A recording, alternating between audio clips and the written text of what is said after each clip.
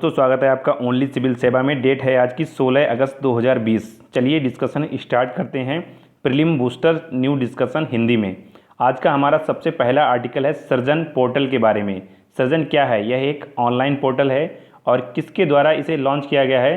तो हाल ही में हमारे रक्षा मंत्री राजनाथ सिंह के द्वारा इन पोर्टल को लॉन्च किया गया है। अगर बात की जाए किस डिपार्टमेंट के तहत इसको लॉन्च किया गया है, तो इसको लॉन्च किया गया है डिपार्टमेंट ऑफ डिफेंस प्रोटेक्शन के तहत। अगर बात की जाए इस पोर्टल से होगा क्या, मतलब कि ये पोर्टल क्यों लॉन्च किया गया है, वाई, मतलब आपके मन में क्वेश्चन उठता होगा कि इस पोर्टल से क्या होगा।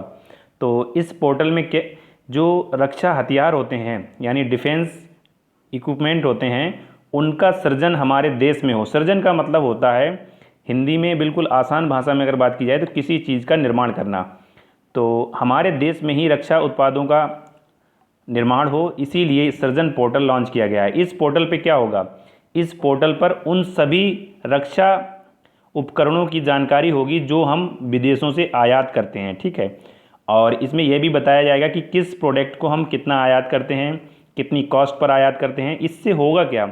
इससे जो हमारे भारतीय रक्षा उद्योग है उसमें एक कैपेसिटी बिल्डिंग होगी कि उसको रक्षा उद्योग में क्या होगा कि वह आसानी से उसे पता होगा कि हमारे देश में किस उपकरण की कितनी डिमांड है, और जो भी डिफेंस इंडस्ट्रीज़ हैं वो इसका निर्माण कर सकती हैं हमारे देश में। तो इस पोर्टल का बस यही एम है कि रक्षा उपकरणों के प्रोडक्शन को बढ़ाया जाए हमारे देश में, यानी स्वदेशी करना। दूसरी बात अगर की जाए कि रक्षा उत्पादों में आत्मनिर्भर भारत के लिए अभी लास्ट वीक में हमारे डिफेंस मिनिस्टर के द्वारा आत्मनिर्भर सप्ताह भी लॉन्च किया गया था। उसके बाद यहाँ पर कुछ सृजन पोर्टल के बारे में कुछ फैक्ट्स दिए हुए हैं कि डिफेंस मिनिस्ट्री ने आईआईटी और रक्षा सार्वजनिक क्षेत्र यानी डिफेंस सेक्टर के जो पीबीएसयू हैं यानी पब्लिक सेक्टर यूनिट हैं, उनके साथ मिलकर एमओयू साइन किया है। बीईएमएल और आईआईटी कानपुर से मानव रहित हवाई वाहन यानी अनमैन्ड एयर व्हीकल के लिए एमओयू साइन किया गया है। मझगांव डाक शिप बिल्डर लिमिटेड ने एसएसके क्लास सबमरीन के लिए ओवरहालिंग के लिए एमओयू साइन किया है। तो इस प्रकार के काफ़ी सारे एमओयू साइन किए गए हैं। ये सब आपको नहीं याद रखना, बस केवल आपको ये याद रखना है कि सृजन पोर्टल का उद्देश्य क्या है और किसके द्वारा इसे लॉन्च किया गया है। चलते हैं आगे। अगला जो आर्टिकल है वो हमारे 74वें स्वतंत्रता दिवस के बारे में है। इसमें तो बस यही लिखा हुआ है कि हमारे देश में आज़ादी 15 अगस्त 1947 को प्राप्त हुई थी हमारे देश को, और ये 74वां एडिशन था स्वतंत्रता दिवस का। अगर बात की जाए एक इम्पॉर्टेंट फैक्ट की, दक्षिण कोरिया का जो स्वतंत्रता दिवस है वह भी 15 अगस्त को होता है। कब होता है? 15 अगस्त को होता है। ये इम्पॉर्टेंट फैक्ट है। इसके अलावा कुछ इम्पॉर्टेंट पॉइंट्स दिए हुए हैं हमारे देश के बारे में, उनको हम जल्दी से देख लेते हैं। सबसे पहला है कि बॉम्बे स्टॉक एक्सचेंज यानी BSE, इसकी स्थापना की गई थी 1875 में, और ये एशिया का सबसे पुराना स्टॉक एक्सचेंज है, ठीक है। ये आपको ध्यान रखना है। कई बार क्या होता है फैक्ट्स के रूप में इस टाइप के स्टेटमेंट दे दिए जाते हैं। भारत अमेरिका और चीन के बाद वर्तमान में विश्व की तीसरी सबसे बड़ी अर्थव्यवस्था है, और जो चांद पर यानी मून पर जो वाटर की खोज की थी वो हमारे चंद्रयान फर्स्ट मिशन के द्वारा की गई थी, ठीक है। उसके अलावा कुंभ मेला के बारे में अगर बात की जाए तो ये दुनिया की सबसे बड़ी ह्यूमन गैदरिंग है, यानी मानव सबसे ज़्यादा किस जगह इकट्ठे होते हैं तो कुंभ मेला को विश्व का सबसे बड़ा ह्यूमन गैदरिंग प्लेस माना जाता है। अगर बात की जाए मैथ्स में योगदान की भारत की, तो value of pi, trigonometry, algebra, calculus Bharat की खोज हैं। और भारतीय रेलवे जो है दुनिया का सबसे बड़ा रोजगार प्रदाता बना हुआ है। भारतीय रेलवे में लगभग 13 लाख से अधिक लोग काम करते हैं। तो ये कुछ इंपॉर्टेंट पॉइंट्स थे, हमने भारत के बारे में जाना। चलते हैं आगे। अगला जो आर्टिकल है वो राष्ट्रीय डिजिटल स्वास्थ्य मिशन के बारे में है। इस आर्टिकल में हम ये जानेंगे कि राष्ट्रीय डिजिटल स्वास्थ्य मिशन क्या है, इसकी क्या इंपॉर्टेंस है। तो हाल ही में अभी स्वतंत्रता दिवस के अवसर पर प्रधानमंत्री के द्वारा इसको लॉन्च किया गया है, और राष्ट्रीय डिजिटल स्वास्थ्य मिशन लॉन्च किया गया है। इस मिशन के तहत होगा क्या? इस मिशन के तहत प्रत्येक भारतीय को एक हेल्थ आईडी कार्ड प्रदान किया जाएगा। क्या किया जाएगा? प्रत्येक भारतीय को एक हेल्थ आईडी कार्ड प्रदान किया जाएगा, ठीक है। जिस प्रकार से यूआईडी होती है उसी प्रकार से एक यूनिक हेल्थ आईडी प्रदान की जाएगी, जिसमें पेशेंट की सभी प्रकार की जानकारियां होंगी, और मेडिकल से संबंधित, ट्रीटमेंट से संबंधित सभी जानकारियाँ उसमें होंगी। और अगर बात की जाए, ये मिशन पूर्णतः टेक्निकल होगा। इससे होगा क्या, इससे हमारे देश में जो स्वास्थ्य देखभाल की इफ़िशियंसी है वो बढ़ेगी और ट्रांसपेरेंसी आएगी। इस योजना को या इस मिशन को प्रधानमंत्री जन आरोग्य योजना या आयुष्मान भारत योजना के तहत संचालित किया जाएगा। अब हम इस मिशन से जुड़ी जो 5 इंपॉर्टेंट बातें हैं उनमें जान लेते हैं। देखो, एक हेल्थ कार्ड जारी किया जाएगा, पर्चे से मुक्ति प्रदान होगी, मतलब सब कुछ ऑनलाइन होगा। डॉक्टर को बस आप अपनी यूनिक आईडी बताएंगे तो आपकी सारी जानकारी उस डॉक्टर के पास पहुंच जाएगी। डॉक्टर कहीं भी आपका हेल्थ रिकॉर्ड देख सकता है और हेल्थ कार्ड के जरिए आप दवा भी मंगा सकते हैं। ये 5 इंपॉर्टेंट फीचर हैं। उसके अलावा प्राइवेसी से जुड़ी भी कंसर्न इसमें रखे गए हैं। देखो, डिजिटल रिकॉर्ड तक पहुंच केवल जब तक पेशेंट नहीं चाहेगा, पेशेंट की एसेंट यानी पेशेंट की जब मंजूरी होगी तभी इस यूनिक आईडी के जरिए डॉक्टर आपका रिकॉर्ड देख सकता है। उसके अलावा टेलीमेडिसिन में भी फ़ायदा होगा, मतलब कि टेलीमेडिसिन का जो स्कोप है वो दायरा बढ़ेगा अगर आपके पास यूनिक हेल्थ आईडी होगी। उसके अलावा जो प्रिस्क्रिप्शन का विवरण, प्रिस्क्रिप्शन का मतलब होता है कि जो डॉक्टर ने ट्रीटमेंट लिखा है या आपके लिए मतलब एडवाइस दी है कि आप किस तरह से, या कह सकते हैं कि दवाओं को प्रिस्क्राइब करना, तो यह सब आपकी आईडी कार्ड में होगा। इसके बाद किसी भी प्रकार का अगर आपका टेस्ट होता है तो सब जानकारी उसमें होगी।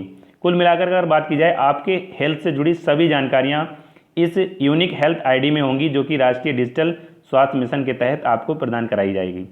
तो इस आर्टिकल में इतना ही। चलते हैं अगले आर्टिकल पर। अगले आर्टिकल पर चलने से पहले इस आर्टिकल में आयुष्मान भारत योजना का जिक्र हुआ है तो उसके बारे में भी हम जान लेते हैं। आयुष्मान भारत योजना लॉन्च की गई थी 2018 में। कब की गई थी? 2018 में, जिसमें प्राइमरी, मीडियम और टर्सरी, मतलब कि प्राइमरी, सेकेंडरी और टर्सरी तीनों स्तर पर स्वास्थ्य मुद्दों को संबोधित करने के लिए कार्यक्रम शुरू किया गया था। और इस योजना के 2 मुख्य घटक हैं। कौन कौन से हैं? प्रधानमंत्री जन आरोग्य योजना, स्वास्थ्य और कल्याण केंद्र यानी हेल्थ एंड वेलनेस सेंटर। यह दुनिया की सबसे बड़ी सरकारी वित्त पोषित स्वास्थ्य देखभाल कार्यक्रम है। मतलब कि इतना बड़ा कार्यक्रम हेल्थ के लिए पूरी दुनिया में नहीं किसी का है, गवर्नमेंट का। तो ये फैक्ट भी आपको याद रखना है। उसके अलावा अगर बात की जाए, केवल 19% शहरी और 24% ग्रामीण लोग अपनी स्वास्थ्य की जो देखभाल है उनकी फाइनेंशियल नीड को पूरा कर पाते हैं। मतलब कि केवल 24% ग्रामीण परिवार ही अपनी स्वास्थ्य देखभालों के लिए वित्तीय रूप से सक्षम हैं। चलते हैं आगे। अगला जो आर्टिकल है, केंद्रीय जल आयोग और गूगल ने बाढ़ पूर्वानुमान के लिए एक पहल शुरू की है, दोनों ने मिलकर। किसने? केंद्रीय जल आयोग और गूगल ने। तो एग्जाम में ये पूछा जा सकता है कि हाल ही में बाढ़ पूर्वानुमान के लिए केंद्रीय जल आयोग ने किसके साथ समझौता किया है? तो गूगल आंसर होगा। देखो, उत्तर प्रदेश, बिहार और असम जैसे राज्यों में क्या होता है, हर साल बाढ़ आती है और जिससे हजारों लोगों का जीवन प्रभावित होता है। तो इसी कंटेक्स्ट में केंद्रीय जल आयोग और गूगल ने एक बाढ़ पूर्वानुमान की पहल शुरू की है। ठीक है, तो केंद्रीय जल आयोग के बारे में हम जान लेते हैं। केंद्रीय जल आयोग की स्थापना हुई थी 1945 में। कब हुई थी? 1945 में। और ये जल शक्ति मंत्रालय के तहत वर्तमान में काम करता है। ठीक है, जल शक्ति मंत्रालय के तहत ये काम करता है। इसके कुछ काम हैं: बाढ़ प्रबंधन और नियंत्रण करना, विभिन्न सिंचाई परियोजनाओं को वित्तीय व्यवहार्यता की जांच करना, देश में हाइड्रोलॉजिकल डेटा को एकत्र करना, संकलन करना और प्रकाशित करना। इसके अलावा भारतीय सरकार के द्वारा बनाई गई योजनाओं का निर्माण, विकास, जांच और कार्यान्वयन, मतलब कि जल से संबंधित जुड़े हुए सभी इशूज़ को ये टैकल करता है। सिंचाई परियोजनाओं को भी ये जांचता है, बाढ़ प्रबंधन को भी ये करता है और नियंत्रण करने के लिए टेक्निक सुझाता है। चलते हैं आगे। केंद्रीय जल आयोग के कामों को 3 विंग्स में बांटा गया है, जैसे river management wings, water planning and project wing, design and research wing. ये तीनों विंग्स इंपॉर्टेंट हैं, एग्जाम में यहाँ से फैक्ट के रूप में बन सकता है कि केंद्रीय जल आयोग में 2 विंग्स हैं के रूप में काम करता है। नहीं, ये 3 के काम करता है, जैसे river management wing, water planning and project, design and research wings. उसके बाद केंद्रीय जल आयोग जो है dam rehabilitation and improvement project को लागू कर रहा है, जो कि 225 बांधों के लिए पुनर्वास का काम करेगा। ठीक है, और इसके लिए वर्ल्ड बैंक से असिस्टेंट प्राप्त है। मतलब कि बांधों के पुनर्वास और रखरखाव के लिए केंद्रीय जल आयोग काम कर रहा है और इनकी संख्या है 225, जिसमें वर्ल्ड बैंक जो है मदद प्रदान कर रहा है। अगर बात की जाए भारत में बांधों का रखरखाव कौन करता है, तो बांधों का रखरखाव सामान्यतः राज्य सरकार के द्वारा किया जाता है, लेकिन कुछ प्रोजेक्ट ऐसे हैं जिनका रखरखाव कॉरपोरेट के द्वारा किया जाता है, कॉरपोरेशन। यहाँ पर देखिए भाखड़ा ब्यास प्रबंधन बोर्ड, उसके बाद दामोदर नदी घाटी निगम, कुछ ऐसे संगठन हैं जो बांधों का संचालन करते हैं। चलते हैं आगे। अगला जो आर्टिकल है, पीएम मोदी ने लक्षद्वीप समूह को ऑप्टिकल फाइबर से जोड़ने के लिए एक मिशन लॉन्च किया है। हाल ही में हमने 1-2 दिन पहले एक न्यूज़ डिस्कस की थी कि चेन्नई से पोर्ट ब्लेयर को ऑप्टिकल फाइबर के द्वारा जोड़ा गया है। तो उसी संदर्भ में आगे बढ़ते हुए भारत सरकार ने एक और फैसला लिया है कि लक्षद्वीप समूह को अब ऑप्टिकल फाइबर से जोड़ा जाएगा, और ये लक्षद्वीप की मुख्य भूमि के लिए जोड़ेगा हमारे देश की मेनलैंड से। यह 1000 दिनों में पूरी की जाएगी ये परियोजना। लक्षद्वीप की हम लोकेशन देख लेते हैं। लक्षद्वीप की लोकेशन ये है लक्षद्वीप, ठीक है। ये है केरला, ये है कोझिकोड, ये लक्षद्वीप के सारे आइलैंड हैं। यहाँ पर देखिए बित्रा है, अगाती है, कावरत्ती जो कि राजधानी है, और अगर बात की जाए सुहेली है, ये किल्टान है, ये कदमत है, ये कल्पनी, और ये है मिनिकॉय, ठीक है। कुछ इम्पॉर्टेंट हमने लोकेशन जानी लक्षद्वीप के बारे में। चलते हैं आगे। यहाँ पर देख लीजिए एक 9 डिग्री चैनल है।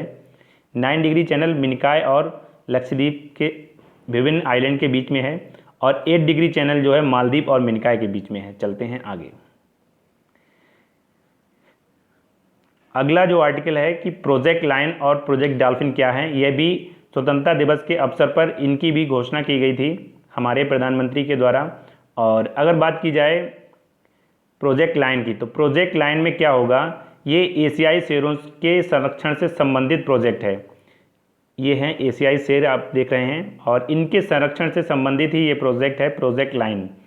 तो यहाँ से क्वेश्चन बन सकता है कि प्रोजेक्ट लाइन जो है कब शुरू किया गया है, तो ये 2020 में शुरू किया गया है। और अगर बात की जाए इस प्रोजेक्ट में होगा क्या, इस प्रोजेक्ट में एशियाई शेरों के आवास के विकास पर फोकस किया जाएगा, और मानव ह्यूमन एनिमल कॉन्फ्लिक्ट को कम करने के लिए भी कुछ उपाय किए जाएंगे। देखो यहाँ पर एक इम्पॉर्टेंट ये भी दिया हुआ है कि जो स्थानीय समुदाय प्रभावित होंगे इस प्रोजेक्ट के तहत, उनकी आजीविका के लिए भी अवसर प्रदान किया जाएगा। उसके बाद अगर बात की जाए एशियाई शेरों के बारे में कुछ इम्पॉर्टेंट फैक्ट्स की, तो 2018 में और 2020 में काफ़ी सारे एशियाई शेरों की मौत हुई थी, जिसका कारण था कैनाइन डिस्टेंपर वायरस। ये इंपॉर्टेंट है, CDV, ठीक है। कैनाइन डिस्टेंपर वायरस के बारे में एग्जाम में क्वेश्चन पूछा जा सकता है। इस वायरस के कारण ही एशियाई शेरों की मौत हुई थी 2018 में और 2020 में। एशियाई शेरों से जुड़ी एक प्रजनन योजना भी चल रही है, एशियाई शेर प्रजनन योजना। देखो एशियाई शेरों को विलुप्त होने यानी एक्सटिंक्ट होने से बचाने के लिए भारत सरकार की एक पहल है। इसमें गुजरात की जो गिर वाइल्ड लाइफ सेंचुरी है और गिर नेशनल पार्क है, वहाँ से मध्य प्रदेश के कूनो नेशनल पार्क या कूनो वाइल्ड लाइफ सेंचुरी में एशियाई शेरों को प्रतिस्थापित करना ही एशियाई शेर प्रजनन परियोजना है। देखो अगर मान लीजिए अभी एशियाई शेर कहाँ है, केवल गिर नेशनल पार्क और गिर रीजन में गुजरात में है, पूरे विश्व में केवल वहीं पाए जाते हैं, ठीक है। तो अगर कोई आपदा आती है, किसी प्रकार की कोई वन्यजीव प्रॉब्लम होती है, तो क्या होगा कि वहाँ एशियाई शेरों के विलुप्त होने का खतरा मौजूद है। तो इस वजह से एशियाई शेरों को कूनो वाइल्ड लाइफ सेंचुरी में ले जाने के लिए, प्रतिस्थापित करने के लिए एशियाई शेर प्रजनन परियोजना शुरू की गई थी। चलते हैं आगे। अगला जो आर्टिकल है वो इसी आर्टिकल से रिलेटेड प्रोजेक्ट डॉल्फिन है। देखो प्रोजेक्ट डॉल्फिन में क्या होगा, प्रोजेक्ट डॉल्फिन डॉल्फिन के संरक्षण के लिए है। आप आसानी से समझ सकते हैं प्रोजेक्ट डॉल्फिन है तो डॉल्फिन के कंजर्वेशन से संबंधित है। देखो डॉल्फिन के लिए खतरा क्या क्या है, अवैध रूप से शिकार, पर्यावास की कमी, ये सब खतरे हैं प्रोजेक्ट डॉल्फिन के तहत दूर किए जाएंगे। और अगर बात की जाए, देखो प्रोजेक्ट डॉल्फिन जो है मुख्यतः गंगा नदी डॉल्फिन पर केंद्रित है। सिंधु नदी डॉल्फिन और गंगा नदी डॉल्फिन, दो प्रकार की डॉल्फिन है, और ये प्रोजेक्ट जो है मुख्यतः गंगा नदी डॉल्फिन पर केंद्रित है, क्योंकि हमारे देश में गंगा नदी डॉल्फिन मुख्यतः पाई जाती है, तो गंगा नदी डॉल्फिन पर ही ये प्रोजेक्ट मेनली फोकस है। अगर बात की जाए गंगा नदी डॉल्फिन की, तो 2009 में इसे राष्ट्रीय जलीय पशु घोषित किया गया था। इस परियोजना को कई मंत्रालय मिलकर काम कर रहे हैं, जल मंत्रालय, कृषि किसान मंत्रालय, पशुपालन मंत्रालय, ऊर्जा मंत्रालय। तो ये सब आपको याद नहीं रखना है, काफ़ी सारे मंत्रालय इस प्रोजेक्ट के तहत काम करेंगे। अगर बात की जाए भारत में, तो भारत में लगभग 3700 गंगा नदी डॉल्फिन है। कितनी है? 3700 के आसपास गंगा नदी डॉल्फिन है। अब हम गंगा नदी डॉल्फिन के जो कुछ इम्पॉर्टेंट फैक्ट्स हैं उनको देख लेते हैं। गंगा नदी डॉल्फिन और सिंधु नदी डॉल्फिन जो है ये मीठे पानी की डॉल्फिन है, यानी फ्रेश वाटर की डॉल्फिन है, फ्रेश वाटर में पाई जाती हैं। ये भारत, बांग्लादेश, नेपाल और पाकिस्तान में पाई जाती हैं। सिंधु नदी डॉल्फिन मुख्यतः पाकिस्तान के सिंधु नदी जल में पाई जाती है। ठीक है, यह मैमल्स की कैटेगरी में है और इसका नाम है प्लेंटिस्टा गैंगेटिका। ठीक है, उसके बाद गंगा डॉल्फिन के जो कंजर्वेशन से संबंधित स्टेटस है उसको हम देख लेते हैं। गंगा नदी डॉल्फिन को IUCN की रेड लिस्ट में लुप्त प्राय घोषित किया गया है। लुप्त प्राय का मतलब होता है इंग्लिश में इंडेंजर्ड। ठीक है, इंडेंजर्ड की कैटेगरी में इसको रखा गया है। और साइट्स जो कि वन्यजीवों के इलीगल ट्रेड्स को रोकने के लिए है, तो उसकी भी परिशिष्ट वन यानी शेड्यूल 1 में रखा गया है साइट्स में, यानी इसे मैक्सिमम प्रोटेक्शन प्रदान है। और बात की जाए वन्यजीव संरक्षण अधिनियम की 1972 के वाइल्ड लाइफ प्रोटेक्शन एक्ट की, तो इसके तहत भी इसे शेड्यूल 1 में रखा गया है। इसके अलावा एक विक्रमशिला गैंगेटिक डॉल्फिन है हमारे देश में। गंगा नदी डॉल्फिन के लिए एकमात्र अभयारण्य है विक्रमशिला गैंगेटिक डॉल्फिन। ये कहाँ है? ये है बिहार में। विक्रमशिला गैंगेटिक डॉल्फिन अभयारण्य कहाँ है? ये बिहार में है। यह भी क्वेश्चन पूछा जा सकता है। उसके बाद आज के डिस्कशन में इतना ही था। अगर आपको ये वीडियो अच्छी लगी तो लाइक, शेयर और कमेंट करें और हमारे चैनल ओनली सिविल सेवा को सब्सक्राइब करें। एक इम्पॉर्टेंट डिस्कशन आपके साथ ये कि जो MCQ सीरीज़ चल रही है हमारी, वो 5 PM को यानी रोज़ाना शाम को 5 बजे पब्लिश की जाएगी। अगर आप लोग करंट अफेयर्स के साथ साथ MCQ सीरीज़ फॉलो करते हैं तो आपकी करंट अफेयर्स की जो तैयारी है कंप्लीट तैयारी हो जाती है, जिससे कि आपको किसी अन्य सोर्स पर रिलाय नहीं होना पड़ता है। Thank you for watching.